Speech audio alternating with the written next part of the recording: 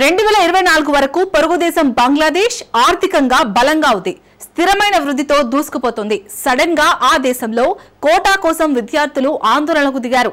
ఆ తర్వాత షేక్ హసీనా ప్రభుత్వాన్ని కూల్చేశారు. బంగ్లాదేశ్ జాతిపిత షేక్ ముజిబుర్ రెహమాన్ విగ్రహాలను కూల్చేశారు. దేశానికి పట్టిన శని విరగడైందని సంబరపడ్డారు. ఇప్పుడు ప్రశాంతంగా ఉంటామని కళ్ళు కన్నారు. కానీ అప్పుడు వాళ్లకు తెలియదు దేశానికి పట్టిన అదృష్టాన్ని తన్ని తరిమిస్తున్నామని, ప్రశాంతంగా ఉన్న జీవితాలను తామే కూల్చేసుకుంటామని. ఉగ్రమూకలకు స్వాగతం పలికారు.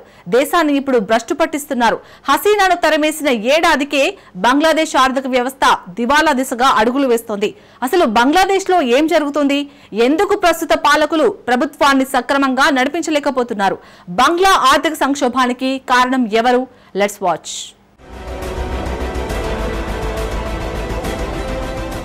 పొరుగున్న బంగ్లాదేశ్ దివాలా దిశగా వెళ్తోందా? హసీనాను తరిమేసి బంగ్లా ప్రజలు తప్పు చేశారా? బంగ్లాదేశ్లో దారుణ పరిస్థితులకు కారణం ఎవరు?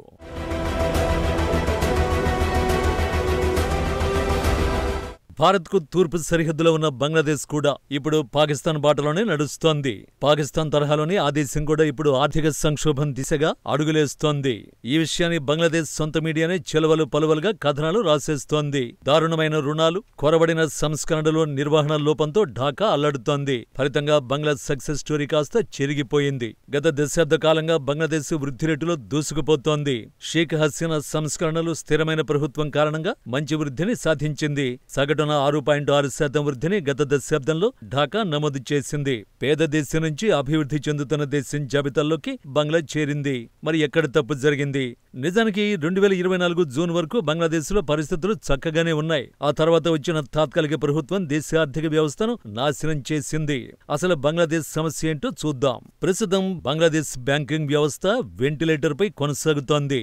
ఏషియన్ డెవలప్మెంట్ బ్యాంక్ ఏడీబీ ఆసియాలోని బలహీనమైన బ్యాంకుగా మారింది. ఈ బ్యాంకు రుణాల ఎగవేతలు ఏడాది జూన్ నాటికి $4,900 కోట్ల చేరుకున్నాయి. ఆ తర్వాత ఈ దివాలా రుణాలు భారీగా పెరిగిపోయాయి. ఇప్పుడు అవి కాస్త $7,500 కోట్ల చేరుకున్నాయి.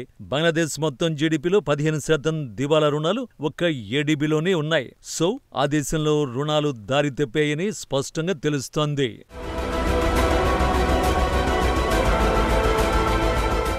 రుణాలపై ఆఖరికి దివాలా తీసిన పాకిస్తాన్ కూడా అంతకుమించి మెరుగ్గా నిర్వహిస్తోంది. కానీ బంగ్లాదేశ్ మాత్రం అష్టకష్టాలు పడుతోంది. గత ఏడాది మొత్తం రుణాల్లో 20% ఎగవేతకు గురయ్యాయి. 2023తో పోలిస్తే 28% అధికంగా రుణాల ఎగవేతలు నమోదయ్యాయి. 2024లో ఆగస్టులో తాత్కాలిక ప్రభుత్వం బాధ్యతలు చేపట్టింది. సింపుల్ గా చెప్పాలంటే తాత్కాలిక ప్రభుత్వం సగం ఏడాది నుంచే బంగ్లాదేశ్ను పాలిస్తోంది. ఒక బ్యాంకులే అధ్వానంగా మారాయనుకుంటే పప్పులో కాలేసినట్టే. బ్యాంకేతర సంస్థలు కూడా సమస్యలు కూరుకుపోయాయి. సుమారు 20 ఫైనాన్స్ సంస్థల పరిస్థితి అధ్వానంగా మారింది. 83% ఆ సంస్థల రుణాలు ఎగవేయబడ్డాయి. దీంతో సెంట్రల్ బ్యాంక్ యాక్షన్ కు దిగింది. 8 సంస్థల్ని మూసేయాలని ఆదేశించింది. ఇప్పుడు బంగ్లాదేశ్ స్టాక్ మార్కెట్లను చూడండి. గత 16 ఏళ్లుగా స్టాక్ మార్కెట్లు 38% మేర నష్టపోయాయి. సాధారణంగా స్టాక్ మార్కెట్లో పెట్టుబడిదారులు పెద్ద ఎత్తున సంపాదించడం మనం వినే ఉంటాం. కానీ బంగ్లాదేశ్ లో మాత్రం అందుకు విరుద్ధం. ఇక బంగ్లాదేశ్ ద్రవ్యోల్బణం ఏటా 3% పెరుగుతోంది. ఈ పరిణామాలను చూస్తే అసలు బంగ్లాదేశ్ లో ఏం జరుగుతోంది అన్న సందేహం కలగడం ఖాయం. నిజానికి 2024 వరకు బంగ్లాదేశ్ ఆర్థిక వ్యవస్థ ఊపందుకుంది. పేద దేశం నుంచి అభివృద్ధి చెందిన దేశంగా రూపాంతరం చెందింది. అలాంటి ఆర్థిక వ్యవస్థకు ఏం జరిగింది? స్పష్టంగా చెప్పాలంటే బంగ్లాదేశ్లో సంస్థాగత సమస్యలు నెలకొన్నాయి. ఒకసారి బంగ్లాదేశ్ బ్యాంకుల్ని చూడండి. వ్యాపారవేత్తలు పెద్ద ఎత్తున రుణాలను తీసుకుంటున్నట్టు బ్యాంకుల అధికారులు చెబుతున్నారు. వాటిని తిరిగి చెల్లించే స్థితిలో వారున్నారు. కానీ రుణాలను ఎగ్గొడుతున్నారు. దీంతో రుణ ఎగవేతలు భారీగా పెరిగిపోయాయి. వాస్తవానికి ఈ ప్రక్రియ ఒక్క రోజులో జరిగిందైతే కాదు. ఏళ్లుగా నిర్వహణ లోపానికి ఇది ఒక మచ్చు తునక. అయితే తాత్కాలిక ప్రభుత్వం ఈ సమస్యను పరిష్కరిస్తామని హామీ ఇచ్చింది. ప్రజలు కూడా ఎన్నో ఆశలు పెట్టుకున్నారు. ఎందుకంటే ప్రభుత్వ బాధ్యతలు చేపట్టిన మహమ్మద్ యూనుస్ ఆర్థికవేత్త, మైక్రో ఫైనాన్స్, క్రెడిట్ లో యూనుస్ నిపుణుడు. సో ఈ 13 నెలల్లో యూనుస్ ఎలాంటి సంస్కరణలు తీసుకొచ్చాడు? ఒకదాని తర్వాత మరొకటి అన్నట్టు పరిస్థితులు మరింతగా దిగజారాయి. యూనుస్ సహాయంలో బంగ్లాదేశ్ ఆర్థిక వృద్ధి స్తంభించిపోయింది. తాజా IMF డేటాను చూడండి. 2024 జూన్లో బంగ్లాదేశ్ ఆర్థిక వృద్ధిని కానీ 6.6% నమోదవుతుందని IMF అంచనా వేసింది. కానీ ఢాకా మాత్రం కేవలం 3.8% వృద్ధిని మాత్రమే నమోదు చేసింది. ఈ మందగమనానికి కూడా యూనిసే కారణం. ఫైనాన్షియల్ వ్యవస్థను సరిచేయడంలో యూనిస్ విఫలమయ్యాడు. ఇది ఆ దేశ ఆర్థిక సంక్షోభానికి ఆజ్యం పోసింది. దీనికి తోడు అన్నట్టు ఎగవేత రుణాలు దేశ ఆర్థిక వ్యవస్థను మరింతగా దిగజార్చాయి. ఇక ఆ దేశంలో నెలకొన్న రాజకీయ సంక్షోభం ఆర్థిక వ్యవస్థను మరింత కుంగదీసింది.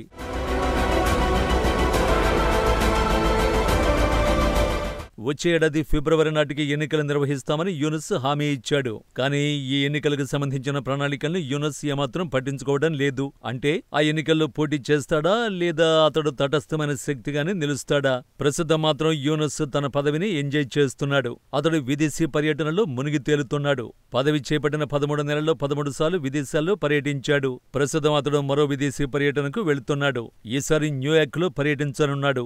ఐక్యరాజ్య సమితి జనరల్ అసెంబ్లీలో యూనిస్ పాల్గొంటున్నాడు. యూనిస్ ఈసారి కాస్త లాంగ్ ట్రిప్ వేశాడు. తాజాగా ఢాకా నుంచి బయలుదేరిన ఆయన తిరిగి దేశానికి అక్టోబర్ 2న చేరుకుంటారు. సింపుల్ గా చెప్పాలంటే యూనిస్ 11 రోజులు అమెరికాలో గడపనున్నాడు. సమస్య ఏమిటంటే దేశాన్ని ముందుకు ఎలా నడిపించాలో యూనిస్ కు అస్సలు తెలియదు. ఉదాహరణకు మీరు ఓ విదేశీ పెట్టుబడిదారైతే లేదా ఓ టాప్ కంపెనీ CEO అయితే బంగ్లాదేశ్ లో ఇన్వెస్ట్ చేయడానికి ఇప్పుడు సిద్ధమవుతారా? లేక ఎన్నికలు జరిగే వరకు వేచి చూస్తారా? లేక బంగ్లాదేశ్ విధానాల స్పష్టత కోసం ఎదురు చూస్తారా? తప్పకుండా వేచి చూసే ధోరణిని తీసుకుంటారు. సాధారణంగా తాత్కాలిక ప్రభుత్వాధినేతలు విదేశీ పర్యటనలకు వెళ్లరు. ఎందుకంటే వాళ్ల పని దేశాన్ని గట్టెక్కించడం, ఆ తర్వాత కొత్త ప్రభుత్వానికి బాధ్యతలు అప్పజెప్పి తప్పుకోవడమే. కానీ యూనిస్ మాత్రం అధికారాన్ని అంటిపెట్టుకోవాలని ఆరాటపడుతున్నాడు. దేశ ఆర్థిక వ్యవస్థను మరింత దిగజారుస్తున్నాడు. అతడు ప్రజలకు చెప్పింది ఒకటి, చేస్తుంది మరొకటని స్పష్టంగా తన యాక్షన్స్ తో యూనిస్ ప్రూవ్ చేసుకుంటున్నాడు. నిజానికి దేశ ఆర్థిక సంక్షోభానికి అతడొక్కడే కారణం కాదు. కానీ పరిష్కార మార్గాలను అన్వేషించడంలో ఆలస్యం చేస్తున్నాడు. వ్యవస్థలను మరింత దిగజారేలా చేస్తున్నాడు. నిన్న మొన్నటి వరకు బంగ్లాదేశ్ కు ఏ కష్టం వచ్చినా భారత్ ఆదుకునేది. ఇప్పుడు అవకాశం లేకుండా యూనిస్ చేతులారా చేశాడు. డ్రాగన్ పంచను చేరి అడ్డగోల రుణాలను పొందుతున్నాడు. చైనా రుణాలిస్తే లెక్కాపత్రం అసలు అడగదు. సాధారణంగా IMF, ప్రపంచ బ్యాంకు, ఇతర అభివృద్ధి బ్యాంకులు ఏవి రుణాలిచ్చినా ఆ నిధులను దేనికోసం ఖర్చు చేస్తున్నారు, ఎలా ఖర్చు చేశారు వంటి వివరాలు అడుగుతాయి. కానీ చైనా అవేవి పట్టించుకోదు. ఎందుకంటే అడ్డగోలు వడ్డీలను బాధేస్తుంది. రుణాలిస్తాను, నీవేమైనా చేసుకో, కానీ నా రుణాలను మాత్రం కట్టాల్సిందే అంటోంది చైనా. ఈ విధానంతోనే చైనా రుణాలు తీసుకున్న దేశాల్లో అవినీతి పెరిగిపోతోంది. ఆ తర్వాత ఆయా దేశాల ఆర్థిక వ్యవస్థలు దివాలా తీస్తున్నాయి. అందుకు శ్రీలంక, బంగ్లాదేశ్, నేపాల్ ప్రత్యక్ష ఉదాహరణలు. అయినా యూనిస్ కు మాత్రం బుద్ధి రాలేదు. డ్రాగన్ రుణాలు తీసుకుంటే సంక్షోభంలో కూరుకుపోవడం ఖాయమని తెలిసి ఆ దేశం ఎదుట యూనిస్ మోకరిల్లుతున్నాడు.